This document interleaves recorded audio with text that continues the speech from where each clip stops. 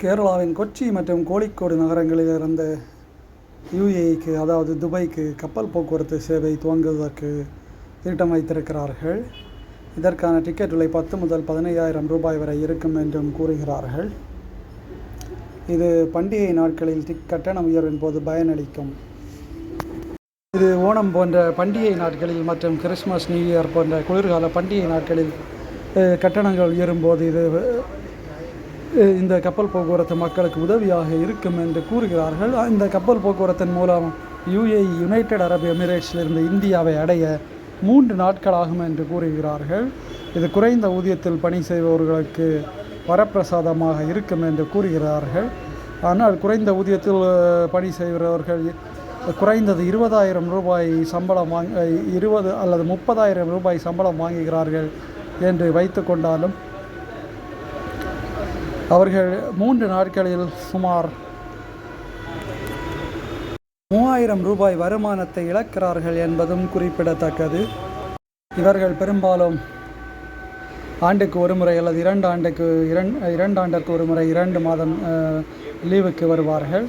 அப்படி வரும்போது 6 நாட்கள் தங்களுக்கு போக்குவரத்திற்காக போனாலும் பரவாயில்லை என்று எடுத்துக்கொண்டால் அவர்களுக்கு பிரச்சனை இருக்காது என்பதும் குறிப்பிடத்தக்கது. இவர்களுக்கு சுமார் 200 கிலோ வரை பொதிகளை கொண்டு வருவதற்கு அனுமதி வழங்கப் போவதாக கூறுகிறார்கள்.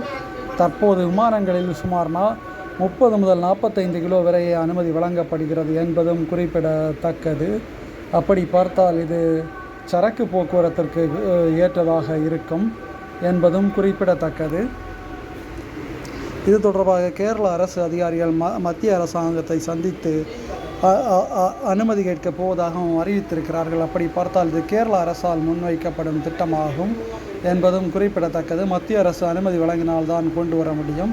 இதை கொச்சி மற்றும் கோழிக்கோடின் பேப்பூர் துறைமுகத்திலிருந்து இந்த கப்பல்களை இயக்கப் போவதாக குறிப்பிடுகிறார்கள். ஒரு கப்பலில் 1,250 பேர் வரை பயணம் செய்யலாம். பொழுதுபோக்கு வசதிகளும் இருக்கும் என்றும் கூறுகிறார்கள்.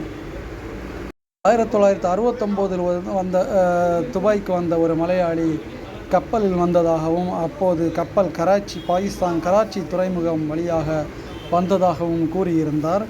இந்த நிலையில் கோவிட்டுக்கு பிறகு சர்வதேச விமான போக்குவரத்து கொஞ்சம் கொஞ்சமாக மீண்டு வருகிறது என்பதும் குறிப்பிடத்தக்கது. முழுமையாக மீண்டு டிக்கெட் விலை குறைந்தால் இந்த அளவு பிரச்சனை இருக்காது. மேலும் மத்திய அரசின் விமான போக்குவரத்து துறை கொள்கையும் இந்த பிரச்சனைக்கு ஒரு காரணமாகும். மத்திய அரசு தற்போது 2ஆம் நிலை நகரங்கள் மெட்ரோ சிட்டிஸில் இருந்து மட்டும்தான் விமான சேவைகளை இயக்க முடியும் என்றும் கூறியிருக்கிறார்கள்.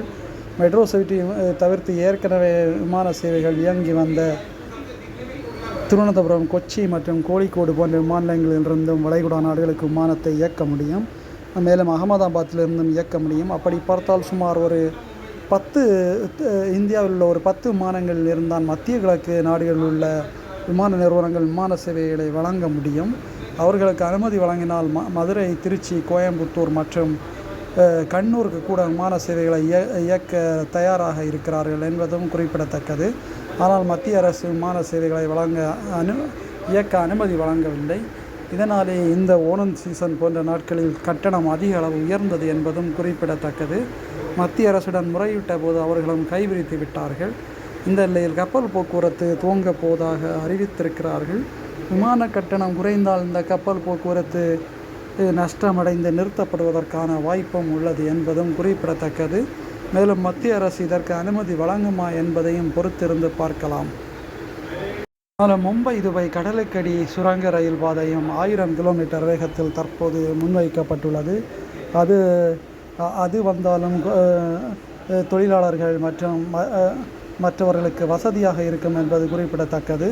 இதன் மூலம் துபாய் மற்றும் மும்பை 2 முதல் 3 மணி நேரத்தில் கடக்க முடியும் என்றும் கூறப்படுகிறது.